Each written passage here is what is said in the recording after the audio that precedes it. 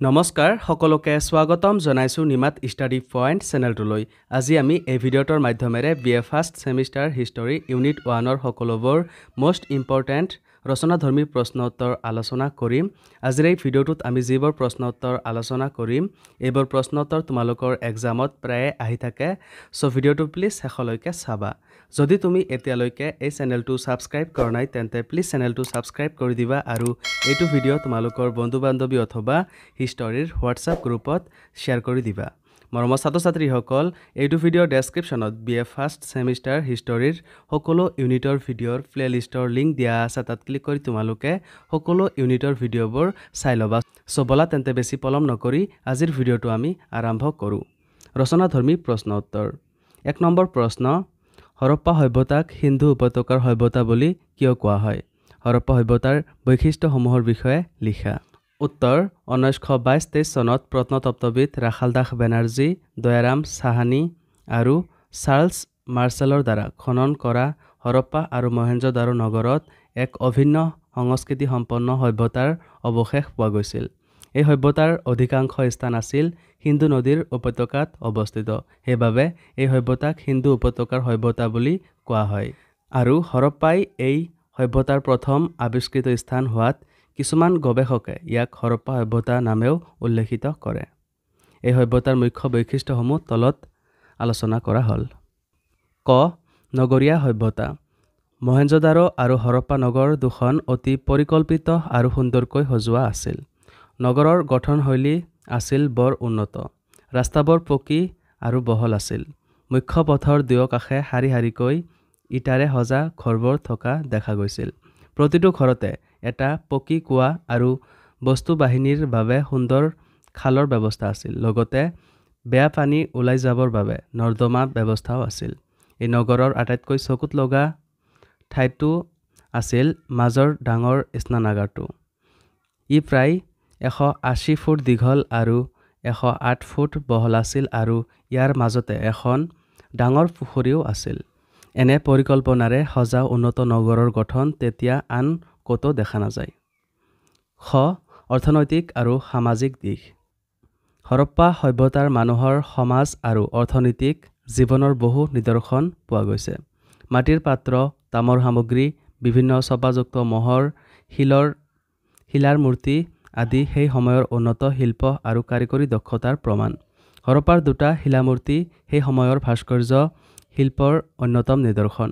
সোণ ৰূপ আৰু দাঁতৰ অলংকাৰ, খেলনাৰ পুতলা, গাড়ী চকী আদি সেই যুগৰ সামাজিক আৰু সাংস্কৃতিক জীৱনৰ প্ৰতিফলন। মৰমৰ ছাত্ৰ ছাত্ৰীসকল, ভিডিঅ'টো আগবঢ়োৱাৰ আগতে এটা সুখবৰ। তোমালোকৰ বাবে আমি অতি কম মূল্যত মাত্ৰ 49 টকাত BA first semester history complete question answer guide প্ৰস্তুত কৰিছোঁ, য'ত প্ৰতিটো ইউনিটৰ A to Z প্ৰশ্ন উত্তৰ বিশদভাৱে আলোচনা কৰা হৈছে। যিবোৰ প্ৰশ্ন উত্তৰ পঢ়িলে তোমালোকৰ পৰীক্ষাত 100% কমন পৰাটো নিশ্চিত। যোৱা বছৰ প্ৰায় 5000ৰো অধিক ছাত্ৰ ছাত্ৰীয়ে এই ই-বুকটো কিনিছিল আৰু তেওঁলোকে পৰীক্ষাত ভাল ফলাফল দেখুৱাবলৈ সক্ষম হৈছিল বুলি তেওঁলোকে জনাইছে। তোমালোকেও যদি মাত্ৰ 49 টকাত এই ই-বুকটো পাৰচেছ কৰিব বিচৰা তেন্তে এইটো ভিডিঅ'ৰ ডেছক্ৰিপশ্যন বা পিন কমেণ্টত দিয়া লিংকত ক্লিক কৰি ই-বুকটো ডাইৰেক্ট ডাউনলোড কৰি লৈ লোৱা অথবা স্ক্ৰীণত দিয়া হোৱাটছআপ নাম্বাৰত আমাৰ টীমৰ লগত কণ্টেক্ট কৰি নিশ্চিন্ত মনে ই-বুকটো পাৰচেছ কৰি লৈ লোৱা। ধন্যবাদ। গ, কৃষি পশুপালন। হৰপ্পা সভ্যতাৰ লোকসকলৰ মূল জীৱিকা আছিল কৃষি আৰু পশুপালন।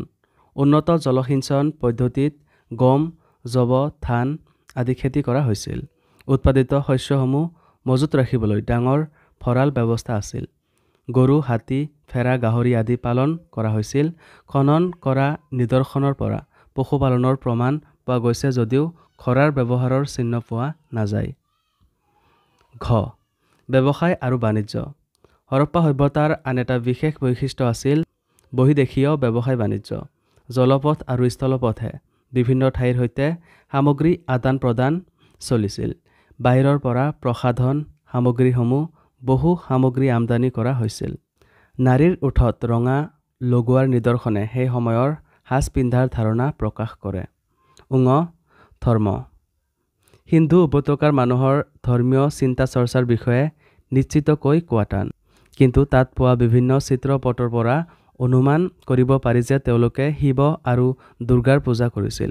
গছ-গছনি আৰু জন্তুক পূজা কৰা হৈছিল বুলি ধাৰণা কৰা হয়। মৰা মানুহক পুৰি ছাই কৰা বা মাটিত পুতি থোৱা দুয়োটা ধৰণৰ প্ৰথাৰ তেতিয়া প্ৰচলন আছিল। পণ্ডিত মাৰ্শ্বালৰ মতে এই সভ্যতাৰ ধৰ্মীয় চিন্তা ভাৰতীয় ধৰ্মৰ দৰে আছিল আৰু এতিয়াৰ হিন্দু ধৰ্মৰ লগত ইয়াৰ পাৰ্থক্য বৰ কম আছিল। ২ নম্বৰ প্ৰশ্ন, প্ৰাচীন ভাৰত বুৰঞ্জীৰ সমলসমূহৰ বিষয়ে লিখা। উত্তৰ, প্ৰাচীন ভাৰত বুৰঞ্জীৰ সমলসমূহৰ বিষয়ে তলত আলোচনা কৰা হ'ল। ১ নম্বৰ, প্ৰত্নতাত্ত্বিক সমল। প্ৰাচীন ভাৰতৰ প্ৰত্নতাত্ত্বিক সমলবোৰ হ'ল: ক. খনন কাৰ্যৰ পৰা পোৱা সমল। হৰপ্পা আৰু মহেঞ্জোদাৰো অঞ্চলত হোৱা খননত পোৱা ধ্বংসাৱশেষসমূহে স্পষ্টকৈ দেখুৱায় যে আৰ্যসকলৰ আগমনৰ বহু আগতেই ভাৰতত উন্নত নগৰ সভ্যতা আছিল। তক্ষশিলাৰ খননে সেই সময়ৰ কৃষক সমাজৰ ওপৰত আলোক পেলায়। পটলিপুত্ৰৰ ধ্বংসস্তূপে মৌৰ্য যুগৰ ৰাজধানী চহৰ গঠন ধাৰণাৰ কথা জনায়।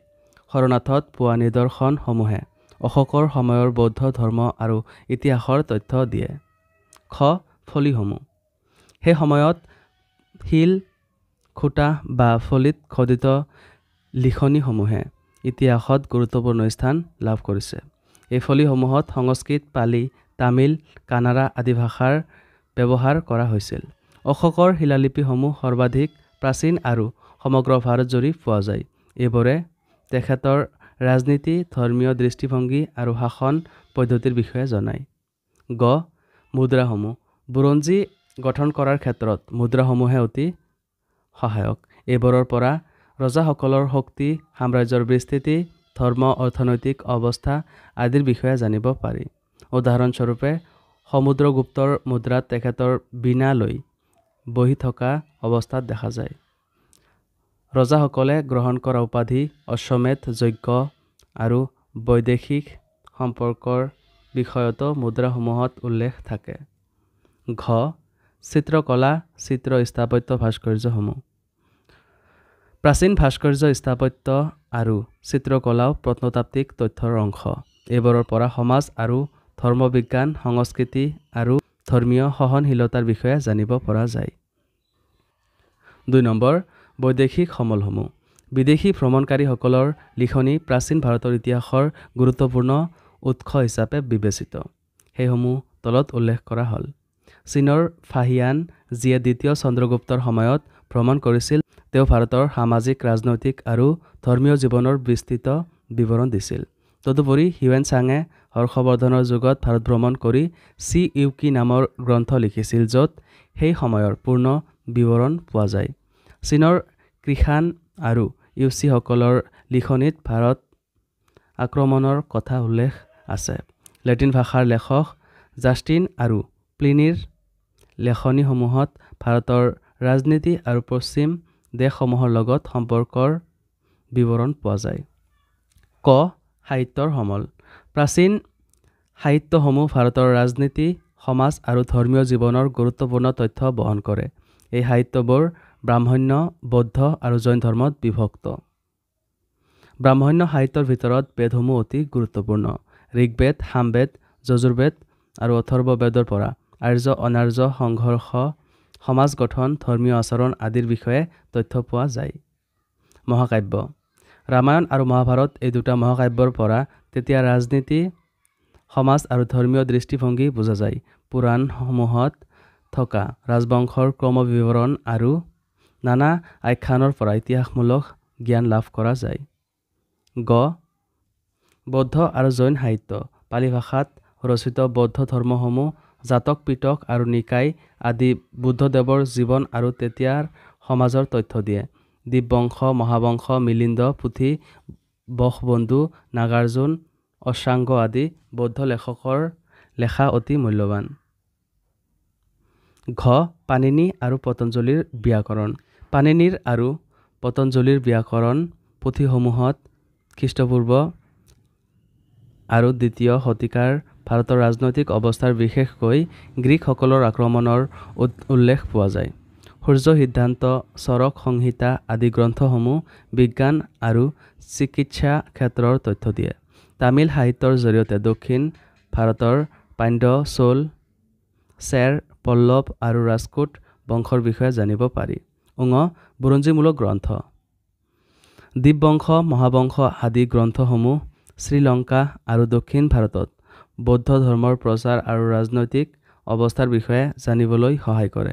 কলহনৰ ৰাজতৰংগিনী কাশ্মীৰৰ দ্বাদশ শতিকালৈকে ইতিহাস দিয়ে, য'ত আন ৰাজ্যৰ বিৱৰণ পোৱা যায়। প্ৰথমচ ৰাজনীতি সম্বন্ধীয় গ্ৰন্থ।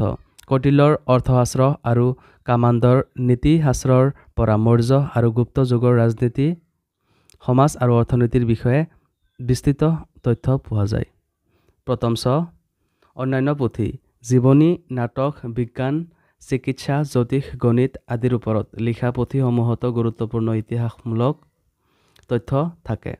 অশ্ব ঘোষৰ বুদ্ধচৰিত, বাণভট্টৰ হৰ্ষচৰিত, বাগপতিৰ গৌৰৱা কাব্য, কালিদাসৰ ৰঘুবংশ, মালবিকাগ্নি মিত্ৰ, বিশাখাদত্তৰ মুদ্ৰাৰাক্ষস আদি নাটকসমূহ বুৰঞ্জীৰ তথ্য যোগায়। মৰমৰ ছাত্ৰ ছাত্ৰীসকল, আজিলৈ এইখিনিয়ে। তোমালোকে যদি এতিয়ালৈকে মাত্ৰ 49 টকাত BA first semester history complete question answer গাইডটো পাৰচেছ কৰা নাই, তেন্তে এইটো ভিডিঅ'ৰ ডেছক্ৰিপশ্যন বা পিন কমেণ্টত দিয়া লিংকত ক্লিক কৰি ই বুকটো ডাইৰেক্ট ডাউনলোড কৰি লৈ লোৱা, অথবা স্ক্ৰীণত দিয়া হোৱাটছআপ নাম্বাৰত আমাৰ টীমৰ লগত কণ্টেক্ট কৰি নিশ্চিন্ত মনে ই বুকটো পাৰচেছ কৰি লৈ লোৱা। ধন্যবাদ।